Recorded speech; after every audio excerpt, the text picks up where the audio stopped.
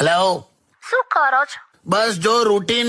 તારું ચાર્જિંગ થઈ ગયું? શું ચાર્જિંગ કરો છો? કા મહિલા મંડળની મીટિંગમાં બેઠી છું એમાં આવું બોલવાનું? એટલે હવે હા, અરે આ લોકો એવું કહે છે કે આમ રેગ્યુલર મળવાથી there is transfer of energy. એટલે શું? એનર્જી ટ્રાન્સફોર્મેશન એટલે એ જ આવે. મેં તને કીધું તે ચાર્જિંગ. ચાર્જિંગ કરો છો?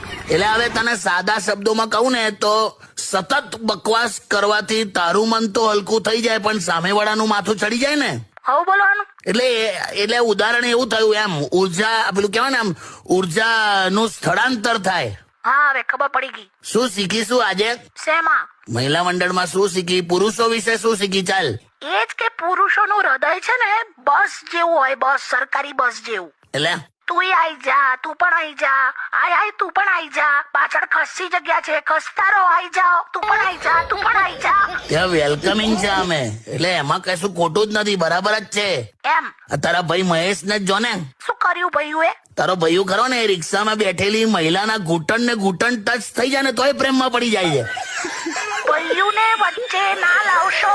તે રિક્ષામાં આજુબાજુ બંને બેઠેલી મહિલા આ જ બોલી હતી કે આને વચ્ચે ના લાવશો. મૂકો હવે, હટ. સાલા બહુત નીચા.